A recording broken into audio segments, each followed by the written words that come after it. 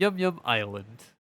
Author's note. Like Reverse City, Yum Yum Island was retroactively added to the Arcane River in the Rise update as a level 215 continent in order to bridge Choo Choo Island at level 210 and Lachlan at level 220. Yum Yum Island continued setting up Ka Ling as an antagonist in the grandest storyline, and established a timeline regarding when the Alliance sent their advanced guard that caught up with the adversary during the events of Esfera. Similar to Reverse City, Yum Yum Island is technically an optional area, which means that future content is set up so that it'll create conditional exclusive dialogue depending on whether or not you've completed the area. However, I'll be treating it as canon that we did go to Yum Yum Island, and I'll add all the conditional dialogue for both completing and not completing this region in the author's notes for the relevant sections. As the adversary began preparations to leave Choo Choo Island, they were contacted by Chief Lion, who asked them to come back to the village. He explained that behind Choo Choo Village there was a forest where the mushrooms grew wild. Because of its distance, the townspeople stayed away from the area. However, a few days ago, they had heard an incredibly loud roar, along with a quake, which made them believe that all of Choo Choo Island was sinking. He asked them to go to Yum Yum Island to investigate the source and to determine if Choo Choo Island was in danger. As the adversary began wandering around Yum Yum Island, they encountered a chameleon with a chicken like comb and wings, which seemed vaguely familiar to them.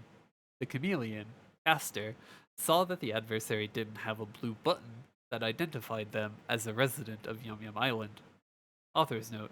These buttons are the same ones that are worn by Ka Ling, who's responsible for the events of Yum Yum Island. Ho Young has exclusive dialogue here, in which he notes that the buttons seem familiar. Tauti adds that the energy in the button feels familiar, though he can't recall what it is. This is because the button contains the energy of another one of the four perils. Suddenly, a horde of bundshrooms and monkey rogs surrounded them. Though Castor told the adversary that he would hold them off, the adversary replied that they would fight alongside him. After defeating the enemies, one of the monkey rogs told Castor to give up his pointless ways and live according to his instincts before retreating. The adversary asked Castor what had happened between him and the others, as they all wore the same buttons. Castor began explaining that he had a greater goal when he suddenly stopped to look at a small flower about to bloom. Upon blooming, a small three-headed puppy appeared out of it, and Castor wondered if the puppy was the match that Bappy had been waiting for. He explained that Bappy was one of the residents of the village, and that he was searching for his match made in heaven. He also told the adversary that he had a distant memory of a sun, which he believed had created them all. He pointed out that their buttons were round like the sun as well, and that he was searching for his sun while helping Bappy find his match. Author's note. For anyone who watches Boruto, this sounds exactly like Mitsuki simping for Boruto. Castor brought the adversary and Puptail to the village, where they met Bappy, a parrot dressed as a clown who loved fancy parties.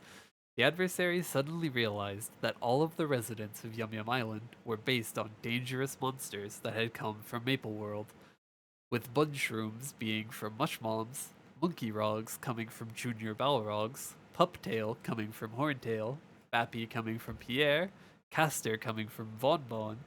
They also realized that Lion was made from Damien's Erda, though they recalled that Lion didn't wear a button like the others. Author's note. The demon has some exclusive dialogue here that adds on to the generic script. He notes that Lion is nothing like Damien, and realizes that after Damien died at the World Tree, parts of him trickled into the Arcane River as Erda, which resulted in the creation of Lion. Later on, we also encounter a couple of other fusion monsters. Pyabes come from Pianus, Lytones come from Lyca, Stone Peas come from Stumpy, Oompiters come from Zakum, and Squirrelinons come from Manon. The adversary began to suspect that the ones wearing buttons had been artificially created by someone mixing powerful creatures of Maple World. Despite the fact that these monsters had once been quite fearsome, the adversary noted that the creatures of Yum Yum Island didn't have the same strength, and so they decided to let things play out, as there was no sense in making enemies where it wasn't needed. They then asked Castor about the strange roar from a few days ago. Castor told them that it had likely originated in the Fungos forest, and so the adversary resolved to go there and investigate. Bappy then asked them to find his match made in heaven there while he prepared the welcoming party for his match. The adversary then asked Castor about the instincts that the monkey rog had mentioned. Castor explained that while the other monsters only wanted to create chaos, he and Bappy were able to repress their base instincts so that they could find what they had been looking for. Castor then suggested that they go to the Iliad field, as there were no flowers left in Mushbud Forest. In Iliad Field, Castor asked them to eliminate the Lytones in order to prevent them from interfering with flowers blooming. However, when none of the flowers there bloomed, Castor suggested that they move on to a different area. They then checked the area full of stone pea monsters, though they didn't find any blooming flowers there either.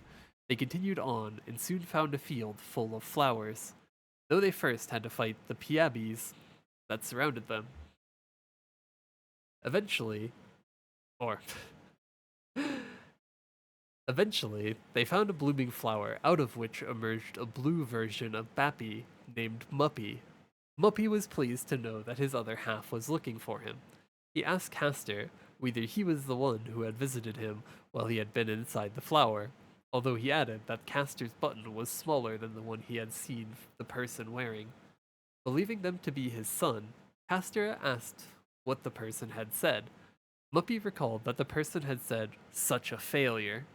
Castor was distraught to learn that the sun hadn't created him because he was needed, but rather he was merely an attempt at a bigger masterpiece. He was suddenly engulfed by a wave of anger, forcing the adversary to knock him out. When Castor awoke, he immediately ran off towards the fungo forest. The adversary, Muppy, and Puptail followed him and found the fungo forest was completely devoid of light. They fought through the monsters, which seemed like they had only been created to fight, and soon reached a fork. They decided to head left and fought through Kumpiters and Squirlanons until they reached a humongous flower. The flower soon bloomed and revealed a giant dragon-like monster. The adversary wondered whether it was a Nova or a dragon of Leafry, before realizing that it was Afrian, the king of the Onyx Dragons. Author's note: the heroes have some exclusive dialogue, or some slightly different dialogue, in the way that they realize that the creature is made of Afrian Zerda. It's nothing significant, but the wording is changed enough to make it clear that they personally recognize Afrian. For Evan's dialogue, Mur will address the creator as Ancestor, just as he does with Afrian, and asks if it's really him. Nova classes also get some exclusive dialogue, in which they first mistake the creature for a Nova before realizing that its energy is completely different from normal Nova, as the creature has a dragon face, whereas the Nova have human faces. Afrian's fused form actually does look pretty humanoid, with the exception of his dragon face. His armor and color scheme make him look similar to Magnus, and it actually makes me wonder whether he is a fusion of Afrian and a past Kaiser.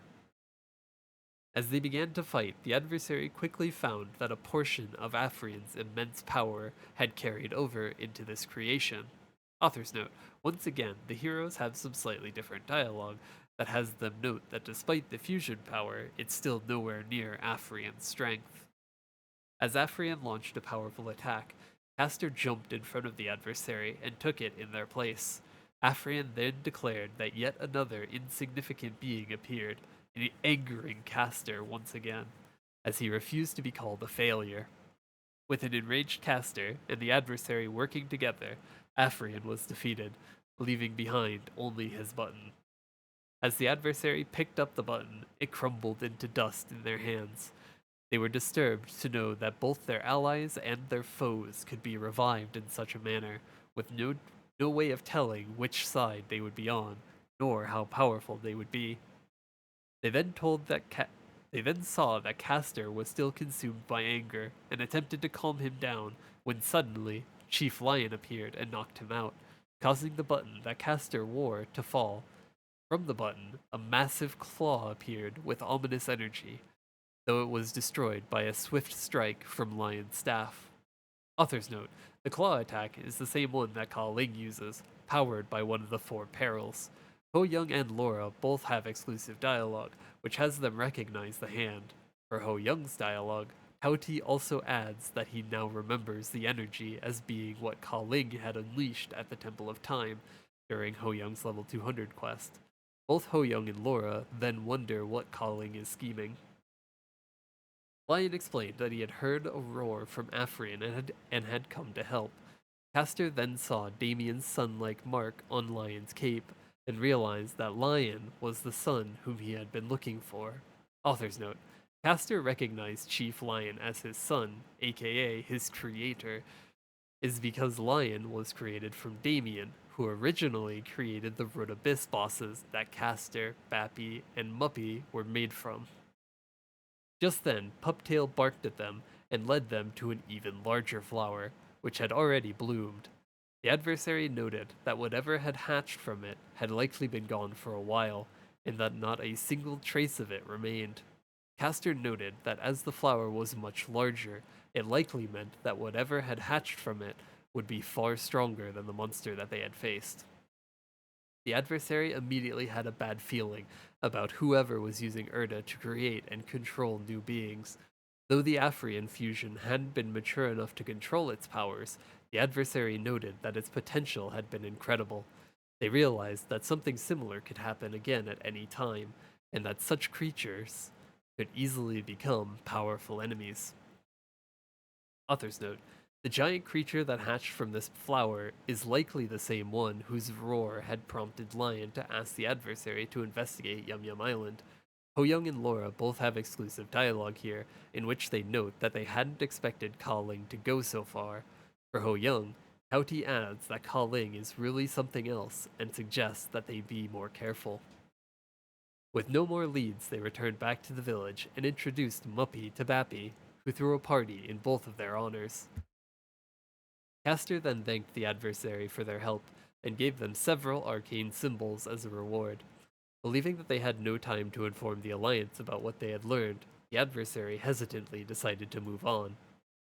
Author's note: the demon has a few exclusive lines of dialogue before he leaves, in which he silently says that if he ever sees Damien again, that he hopes that Damien will be able to live a better life like the people of Choo Choo Island. Though the adversary continued on their journey without informing the Alliance, Nineheart was nevertheless able to learn about the Erda experiments on Yum Yum Island, and told Cygnus that they had no record of any of the Black Mage's commanders or followers having that kind of power. Author's note: most likely, the Temple Keepers exploring the Arcane River have been keeping the Alliance in the loop regarding what has happened. Cygnus replied that they couldn't do anything about identifying the unknown enemy, but they could send the Alliance to the Arcane River as soon as possible in order to help the adversary. Nineheart decided to inform the Resistance and the Nova about their discovery, hoping that their allies could help them gather information.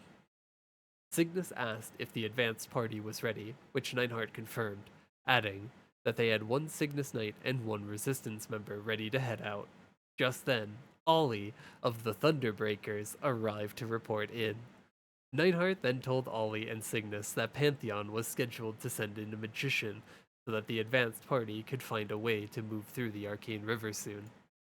Meanwhile, Ka Ling arrived at the Fungos Forest and saw that the Afrian fusion had both hatched and had been destroyed while she had been away.